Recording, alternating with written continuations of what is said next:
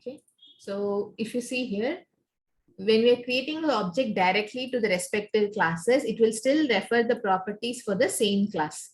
But if you're doing a mapping like this, you're creating an object for your child, but you're typecasting or type referencing to your parent class. So basically, this is nothing but your super type or super class object is getting mapped with your subtype object.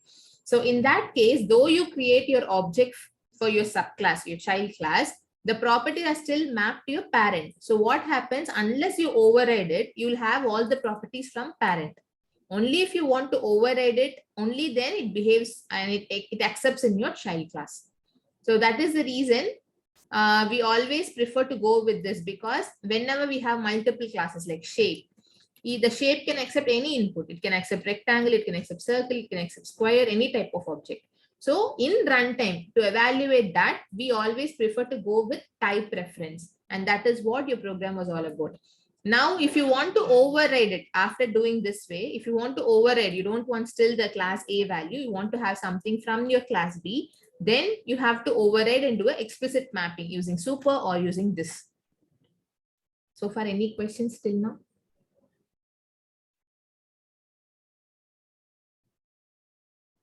No, Sneha, nothing from there.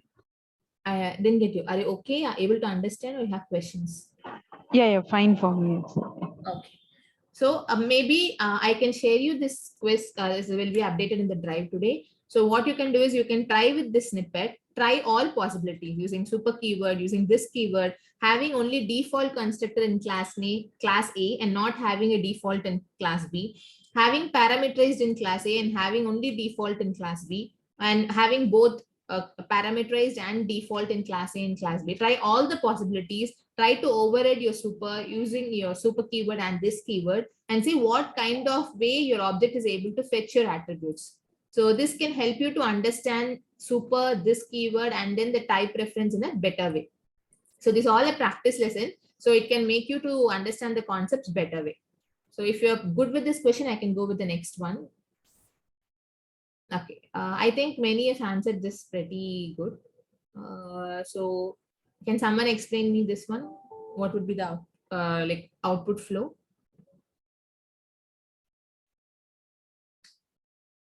Kiruba, Janaki, Divya.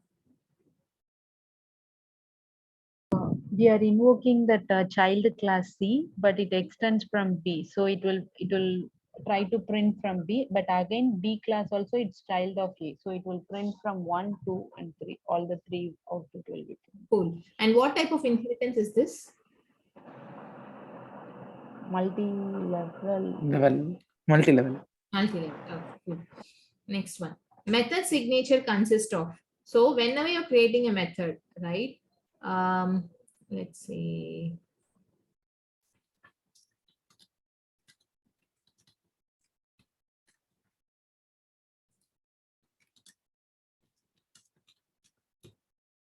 So usually your method looks for your method name, and then it looks for the number of arguments and the type of arguments. And there's also a thing called arguments ordering, right? Which we never experienced it. So far, we didn't do such kind of things, right? We were just changing the argument types and then we are sending. But we never did the order of arguments. So if suppose this method is having these two attributes, and if I have something like this with float z, so it still does the add operation, but only thing is my order of number of arguments are different. And if you want to do a change in your order, right? If suppose I don't want int as my first attribute, I want int in my last attribute, even then this is also a method signature which works for you. So I think you might have got confused here when you saw this order of arguments, sorry, types of arguments, right? The number of arguments, or what exactly confused you in this? Because I didn't see anyone got this correct. So we're looking for return type and access modifier. No. The method signature will always invoke to your right part of your code. This part. It never comes for the left part. So method signature means the method and the number of arguments, type of arguments. This actually comes into your method signature. The return type will come into a picture only when that can be even void. But the method signature will not actually look for your return type. Okay. Okay. So whenever you're trying to do an overloaded method, even there you will not consider your return type, right? You will be considering still only the structure, right? The same what the method signature also looks for. So otherwise, I thought this would mess you up, little confused with the arguments, and it happened the same way. And there was only one question, yeah, this one. Different access specifiers with overloaded form, will it work or not? Like, have you guys tried something like this in your code space, like when you're learning? I can show you that. So if you see, this is in private and this is in the protected, public and default. All my add methods are having the same method name. And if you see, this is a no argument, this is one argument, and this is another one argument with different data type. Again, one argument with different data type. You can have multiple parameters also, but still they're all are with different structure. And overloaded concepts comes only in your compile time, that is within the class, right? And so in that case, this shouldn't create you any problem when you're trying to overload, because there's no compile issues. So this is still possible. So what you can do is you can try to create main method, and in that main method, try to access these overloaded methods and see what is happening. And tell me like whether you're able to overload these methods or you're having some issues. You let me know by tomorrow. This will be a kind of practice session so that we can get our concepts better. So this was wrong. So most of them didn't get right. Okay. Yeah, actually this one. I think this also someone got correct. I don't know who. So can someone tell me what would be the output here? I'm invoking new Y class and the respective method. So this is the Y class and this is the method with my value of 100.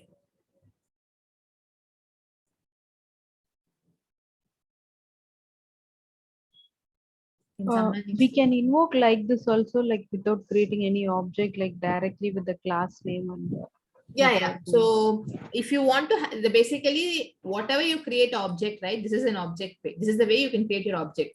Why do we create a reference in before is to our understanding. So whenever you're creating an object, you can either go like wrapper class, some reference equal to new wrapper class. What happens, you can use this object throughout your code wherever you have instantiated.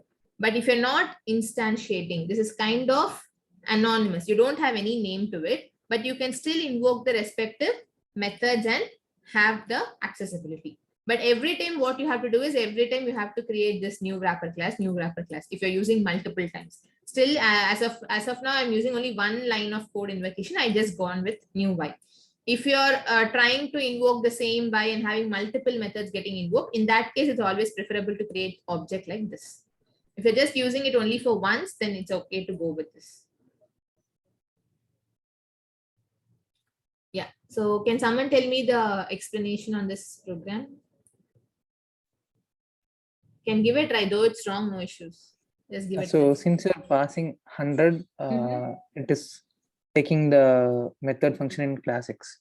Yeah, because in the parent class, the method double D is getting overridden only in Y, but the initial method is not overridden. So what happens, even if you don't have the overridden method, it looks from your parent class for the actual property which you're trying to invoke. And if that matches, this gets executed. So suppose if you have passed here 100D, what happens? It would have gone into the, you're creating object for your class Y. Since it has the definition, it will have printed 3. If you haven't overridden this part, then it will have printed 2. So any questions here? Like this was very direct. So if you don't have any questions, I'm okay. If you have questions, you can shoot out.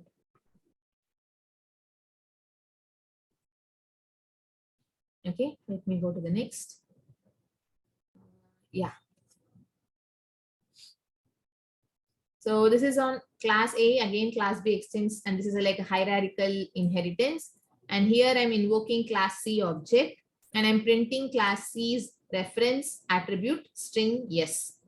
So what happens here? So first, whenever I create object here, it goes into the C class. And if I see this is extending B, and then it goes into B, and which extends A again, this goes into A. So right now my class S is class A, and here I have class B, and here it comes to class C. So what happens finally when the C gets printed? All your three references of string gets printed together, because I'm extending every time, and I'm using what super dot as every time. So what happens every time? The value of your parent class as well as the child class together will be considered. I thought it can have only one class value. I didn't think it can concatenate. What? Like you're trying to print C dot S, right? Yeah, C dot S. Yeah, S is a string placeholder, and it's having different value in each class, right? Mm-hmm. Yeah, I'm not sure how the concatenation happens over there. Let's see that now. Yeah.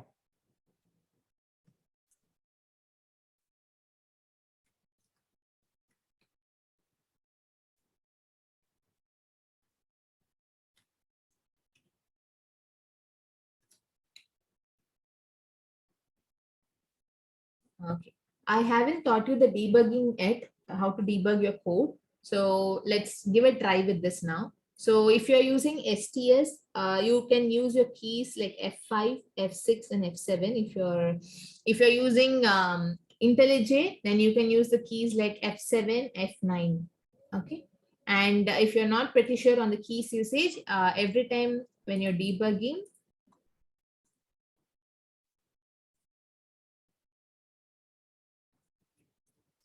if anytime, even if it's a STS editor, I can show you that also in STS also. Right now I'm showing it in the IntelliJ.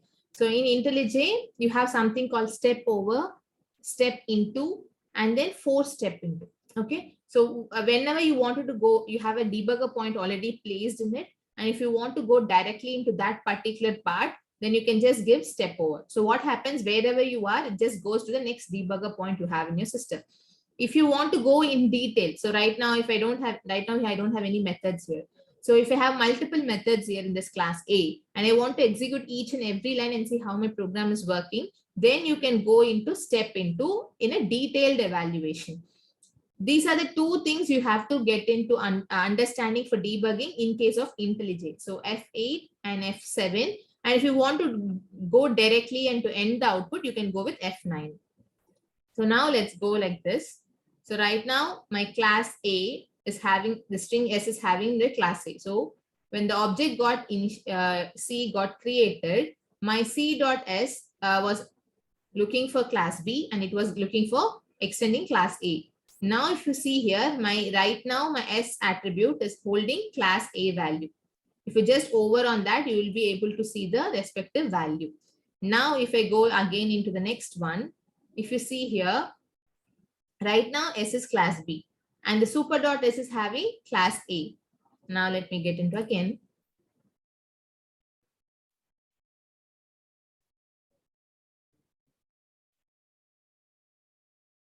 So I haven't invoked my C object yet. Right now I'm into here. If you see the class C, now this is the value. If you see here, so you can see three things. One is this keyword, another one is the super keyword, right? So here I'm not printing super dot S, right? I'm just printing my C dot S. Final output is C dot S. But every time if I go into each case, I have system.out.println with the respective keyword. So what happens here? It gets printed with A. Here it gets printed with B. And when it comes to here, it gets printed with C. So let me get into it. Right now in my C object, if you see, the C object holds C dot S, but since I'm printing in console, already the two got printed because here I have a sys.out.println. So if I haven't given this, and if I was just printing only here, you would have got only your respective attribute which you said. But since I had sysout in each class in the instance block, I was able to get that printed.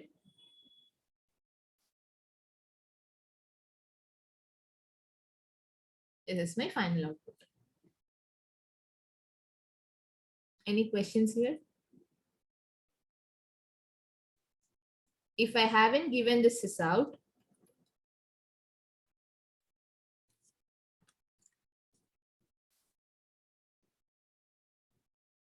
my output would have been the same, which you have thought. Yeah, got it. So you need to understand when the instance block gets created, like how your static block works. The same way you need to understand your instance block.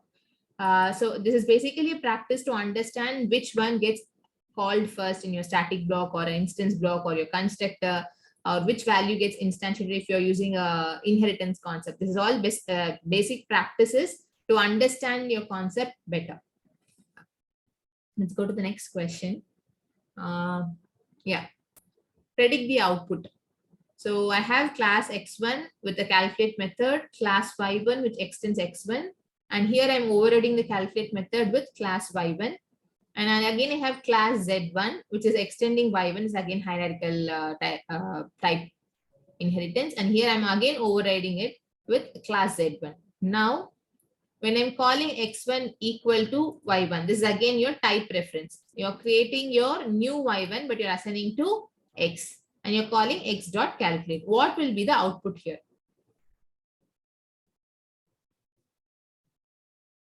I'm creating object for new y1. So this is my y1, and I'm assigning to the type parent class x1. Though I create object of y, it's assigned to x. And when I call x dot calculate 10, 20, will that call the overridden method or will it call this one method? Overridden method. Okay. Now I have created another one.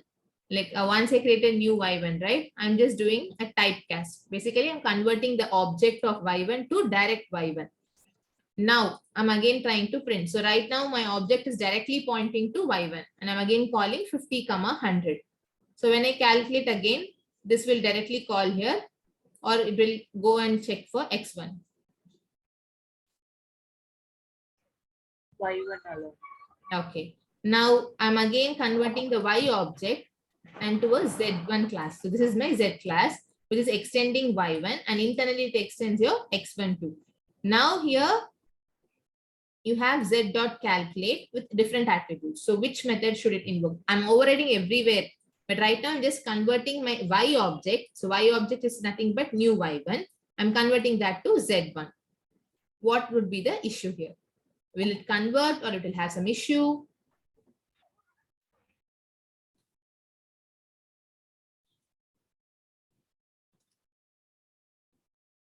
We can debug and check that. Sneha, before that declaration part, can you explain, like first line I can understand that is type reference actually. No, the below one. No. The object creation. Just a Actually. moment. I didn't understand that y1 y equal to y1 of x. Okay, tell me which one did you not understand? Line number 7 and line number 9. Yeah, type. Line number 7. And line number 9. Yeah. How we are referring creating object actually.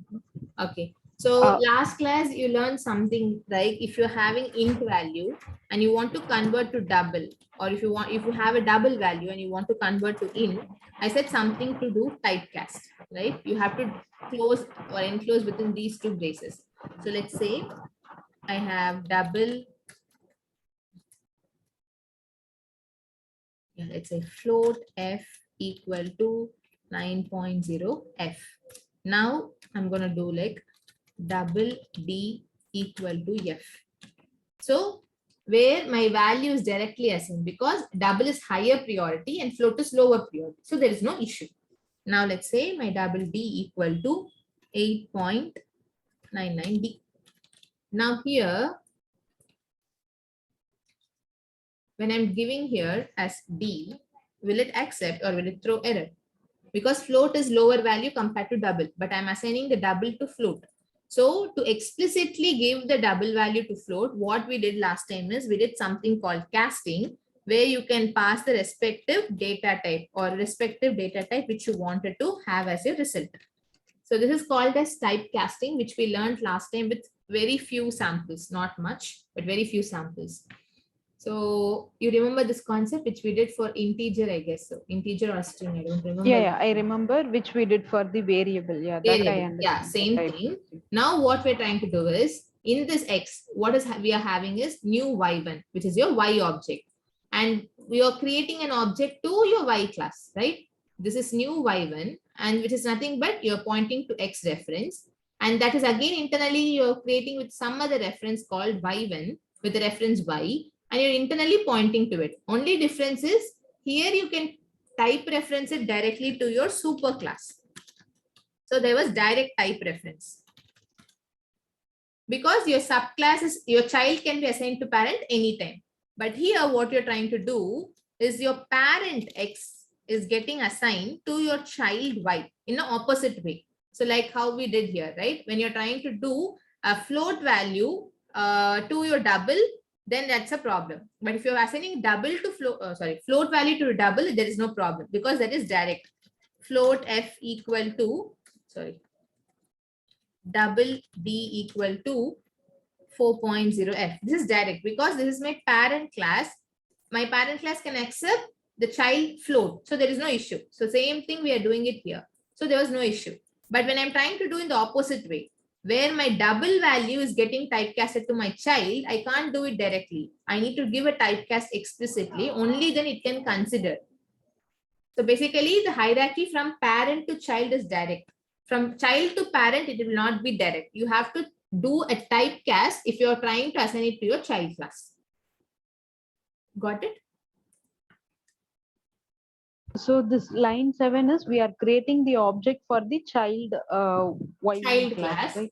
So basically here you created the object for child, new Y1.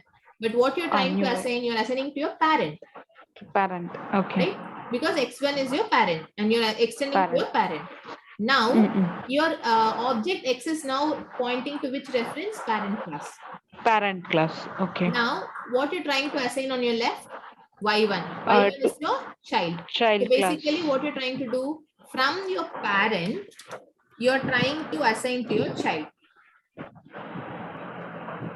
Okay. So if you're assigning child to a parent, that is no problem. Direct, no issues. But if you're assigning some parent value to your child, that is impossible. System can't understand. So you have to say, like, I'm going to take the parent reference, but internally I'm pointing it to my child, which is nothing but typecasting. You're casting it to the object which you wanted. You can do that either using primitive or you can use that using object as well. Okay. So that is what we have come here with typecasting.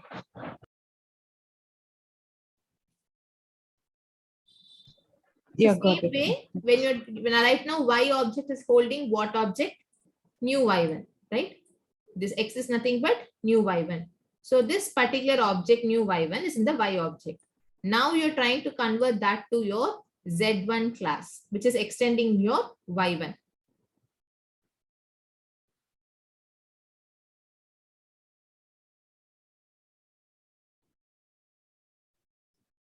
Any questions here? Because the Y is still holding what object? X object. You're typecasting it to Y1 and assigning to your Y1. Right? Now I'm typecasting my child second level of object Y to my third level object Z. Because I'm assigning to my Z1. If I'm using that just Y1 object, I could have gone with Y object itself. But internally, I'm typecasting it to my one more child, which is Z1. From my parent class X. From X, it's getting converted to Y, and from Y, it's getting converted to my Z. So when you wanted to do a comparison, like from your child to the parent, there is no issue. So this is very direct. You're assigning your child object to your parent, so it was no issues. But when you're doing an opposite way, that is an issue. You have to tell your system explicitly by casting it that I'm going to use my child reference now for my parent reference. Yeah, got it, Sneha. Thanks. Okay. So now what would be the output here? Can someone predict?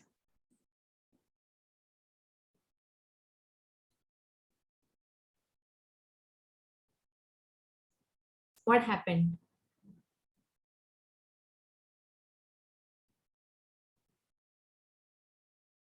Compilation or Is it compilation or runtime? runtime. Yeah, we got Runtime. some output. Yeah, so we got some output. So what happened? In the first case, when you're creating new y1, when it is getting invoked as 10, 20, your object gets printed from here. So you got class y1. So there was no issue. Now, when you're converting my class, parent class x to my small subclass y, it's again calling my y class method, this one. So there was no issue. It got executed. Now, the thing is, the third case, your y class is where this is your y class. What you're trying to do, you're extending it to your child or parent.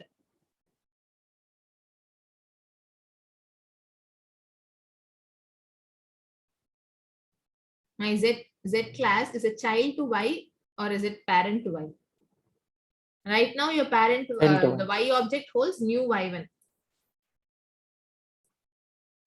So I have y1 object now. I'm casting this y1 to z1. But why did it give me an error? Cannot be cast. Why did it give me error?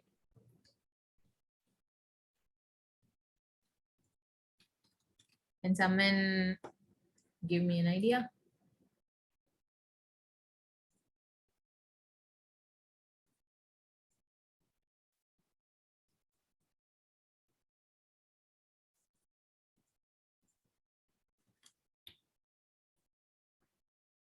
No idea? Blank or good? No So idea. this is your parent, this is subchild, and this is one more child. Now, as per your object, here, your new y1, your child is getting assigned with my parent.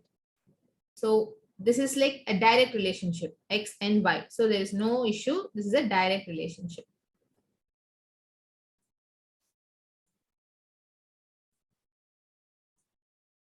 Okay. So this is a direct relationship. Now the second one, what you're trying to do, new y1, but still it had parent reference. We are converting again to y1. So we are just converting the logic again in the y1 itself. So there is nothing, the same interactions happening only through a type reference. So there was no issue. Now again here, the y1, this is your y1 object, you're converting to z1. So this is a direct relationship, right? From y1 to z1. Because it's a child. I'm not doing an opposite way. I'm not giving z1 object to y1. It's a direct object. From y1, I'm giving to z1. So in this case, do I need to cast or do I need to get assigned it directly?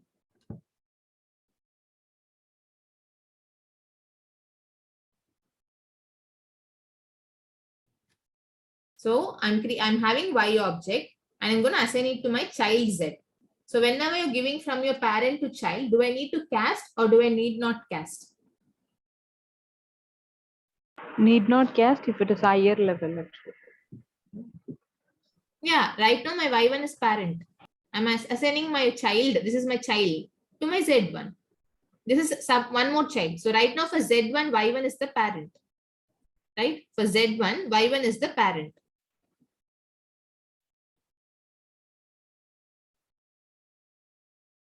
You can speak out if you have questions, because unless then it can't get cleared.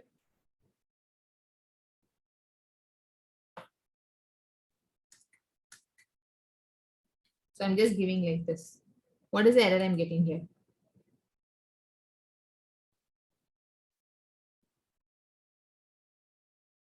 Provided y1 object, but required is z1. So why y1?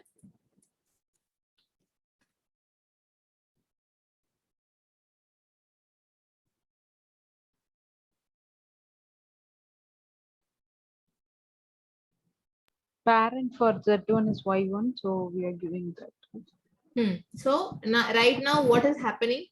My y1 is the parent to z1.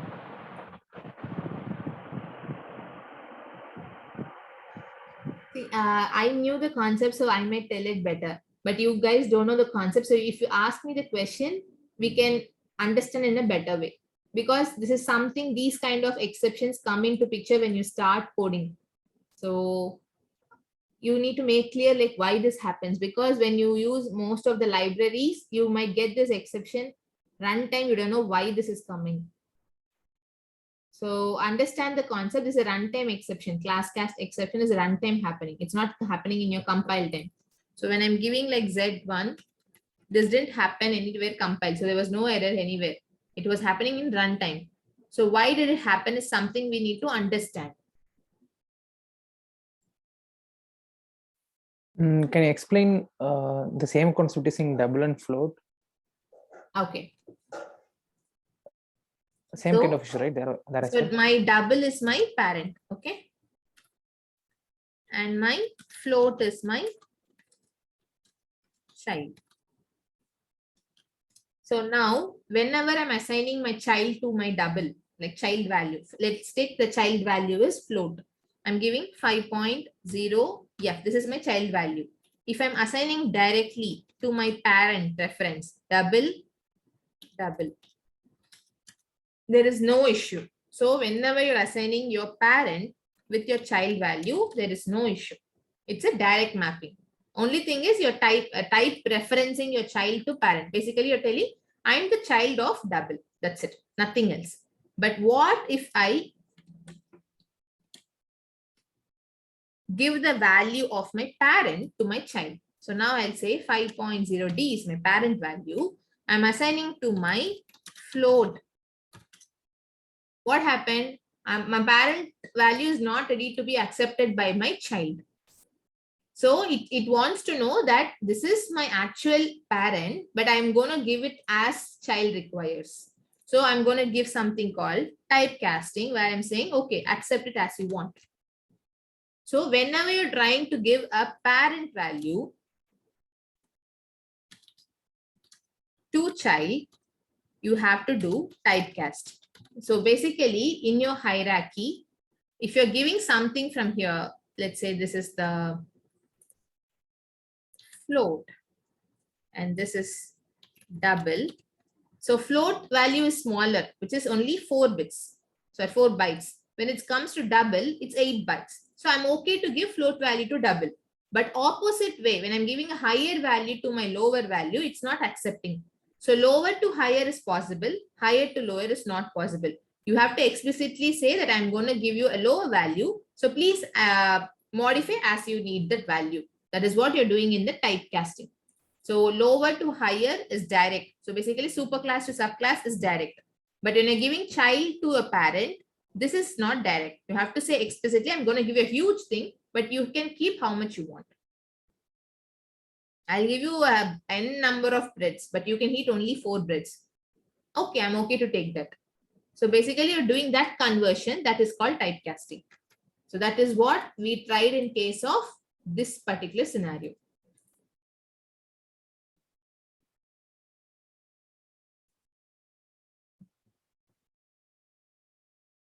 So far, any doubts in the first 2 sections?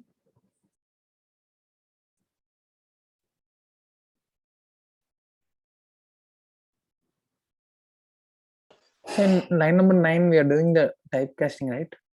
Yeah, in line number 9, we're doing typecasting. Yeah, I don't go there. Till now, you have don't questions, we can go there. Till that part, it's fine. Till line 8, it's Till fine. line 8, we are good, right? So no issues on the initial typecasting, like small to big and big to small, or a parent to child, child to parent. Now, coming back to this line.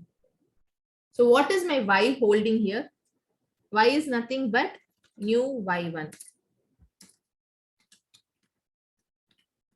This is my y actually holding right now. Now, in coming to Z1, as per your hierarchy, in the hierarchical, Z1 is the least child. And this is having Y1 as my parent. But the actual parent class is what? X1. So when I'm trying to convert my Y object, which is holding new Y1, to my child Z1, it's not able to cast it. Why?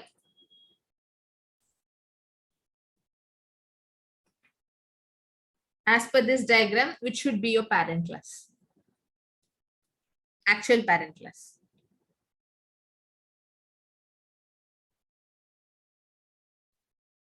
Actual parent class is y1.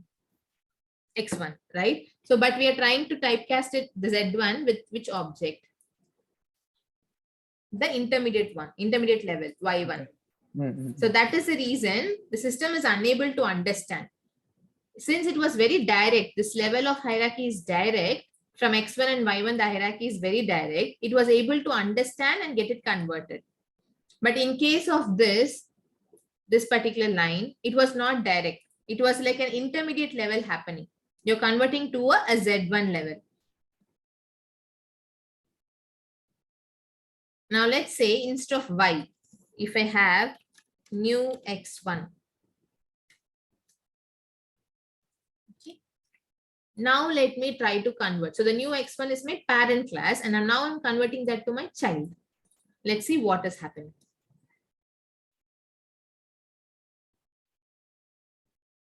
What's the issue again here?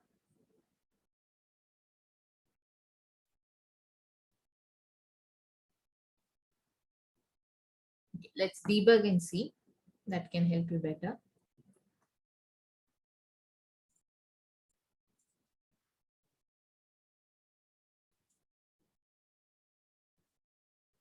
So this new X1, right?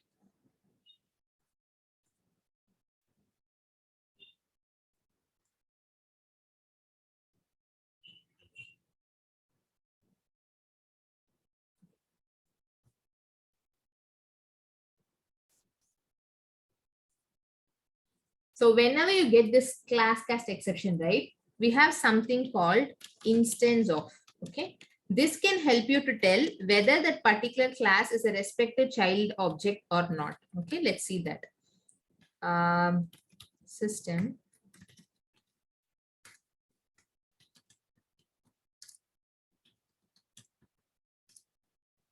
The first object S is an instance of my X1. Let me just comment it right now.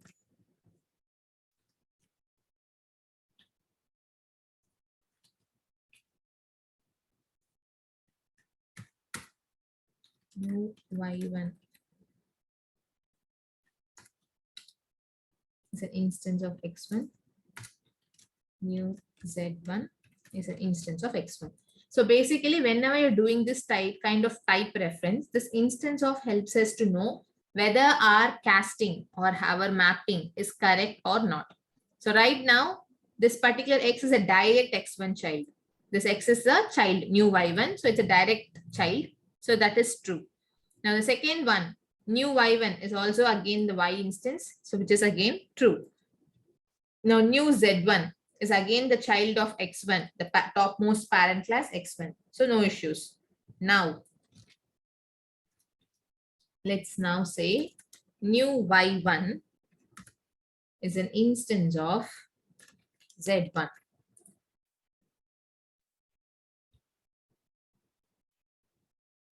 What happened?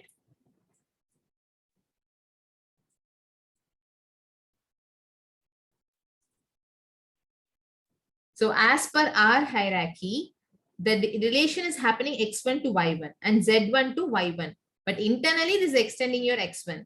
But nowhere your object of new is getting mapped to your instance Z1. There is nowhere a relation created between Y1 and Z1. Everything has happened because of X1 only. There was no direct relationship happened from Z1. So now let's say